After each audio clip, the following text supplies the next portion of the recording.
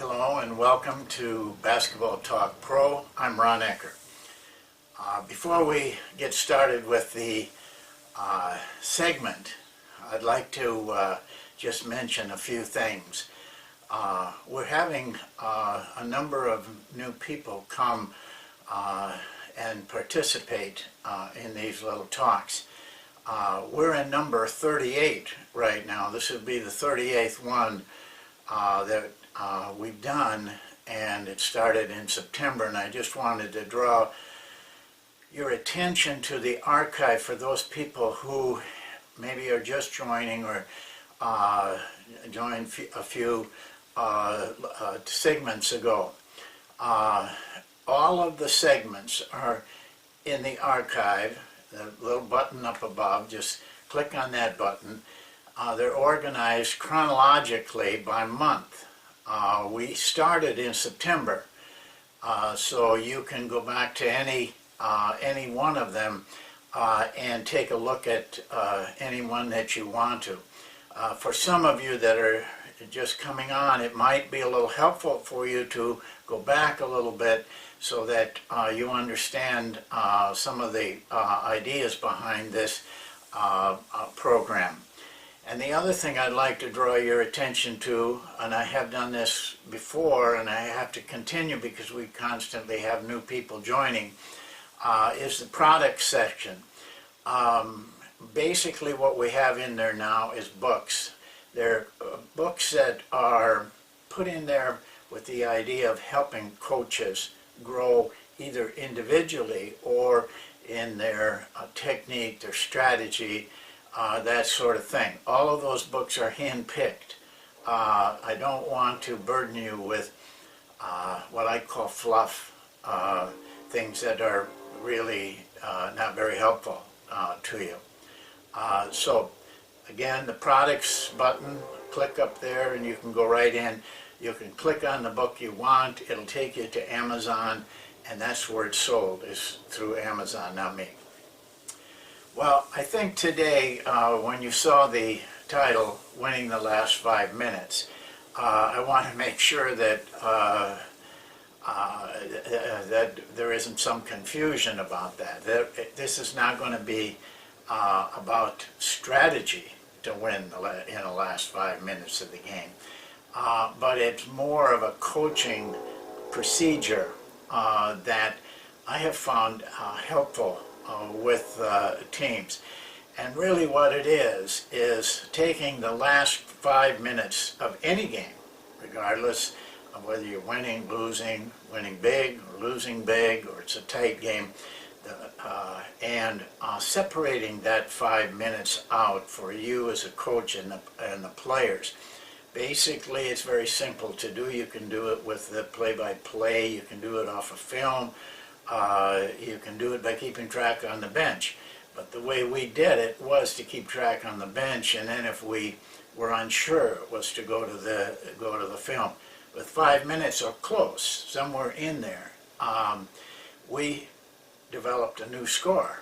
The game score kept going, but our other score was, what did we do in the last 5 minutes, assuming that both teams start with 0 in that last 5 minutes. And we kept a separate standings for that 5 minutes. And because I think if you analyze your season very carefully, you'll find that you were in a lot of winnable games. Games that could have gone either way in the last 5 minutes. Now, I used a standard of 7 points. I felt that if any game was within 7 points with 5 minutes to go, we had a chance of winning or losing it. And even if you were down 7 with 5 minutes to go, you could come back and win that game. By the same token, if you were ahead by 7 points, they could come back and win that game. I called them winnable games for either team. And if you look at that, I think you'll be surprised at how many of the games you were in. I started this with an NBA team that did not have a good record. but half our games were winnable in the last 5 minutes. Our success depended on what we did at that time. So but aside from that, there's some, I think, some benefits to doing this. First of all, you make your players aware of the last 5 minutes of the game. A lot of times it just kind of floats by. But in this case, we were keeping a record of the wins and losses in the last 5 minutes. And in the last 5 minutes, or any 5 minutes, the score doesn't get very much far away. You know, you're not going to get blown out in 5 minutes. And so consequently, it's a very good barometer of what you can do. And then actually what you're doing is practicing every game regardless of other things. You are aware enough so that you're practicing what to do in the last 5 minutes of the game, because it's going to be tight. No matter, when you start at 0 with just 5 minutes, score is going to be very tight. This is good practice. Another benefit, and I kind of feel it might have been the biggest one, was garbage time. I've always hated coaching in garbage time, whether it was a big lead or we were way behind. Because what happens is the players just get out there and jack up shots and do crazy things, trying to show the coach they should get more playing time. And this particular scheme, you might say, really made a difference in that. Because now, usually what happens, you got reserves in at that time. And those reserves now had a purpose. They had a purpose to win that last 5 minutes. And it kind of caught on. You know, the guys sitting on the bench, the regulars that either created that difference, whether it was winning or losing, got involved. And they literally helped and supported those reserves to play the right way in order to win at least the 5 minute portion of it. So in garbage time, we really were accomplishing something. I've always warned coaches, don't let your players just get out of control in that time.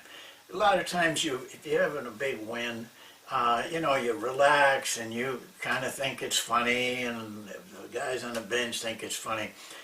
But in this system, you got to keep coaching in that last 5 minutes.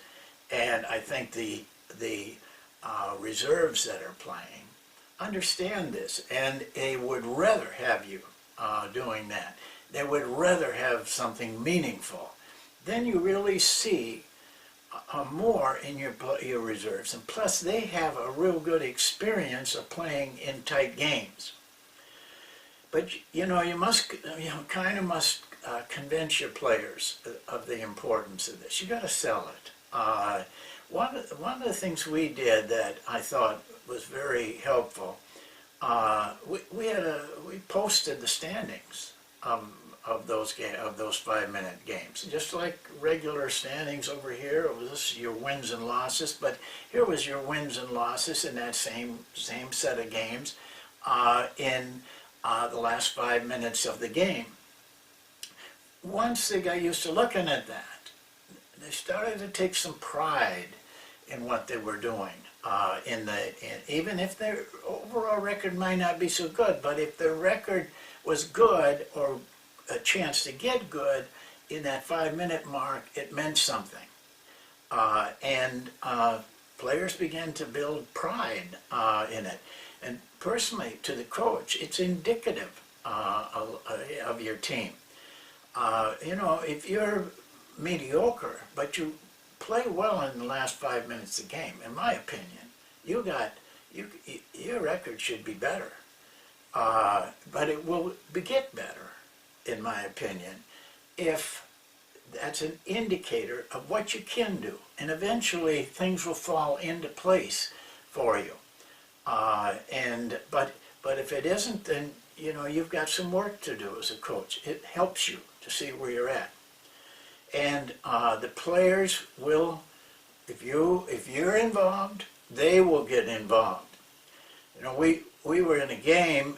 I want to point out, you know, we were aware of the 5-minute thing in blowouts, but we weren't very aware of it if it was a close game. When we just coached for the win, not for the 5-minute thing.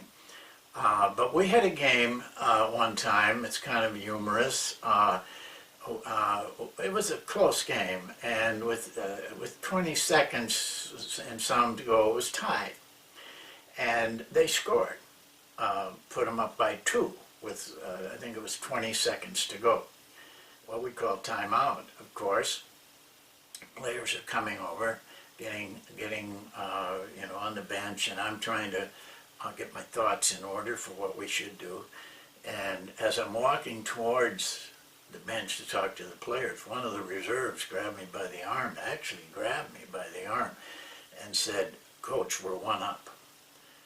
And I looked at the scoreboard, and I said, "No, we're 2 down."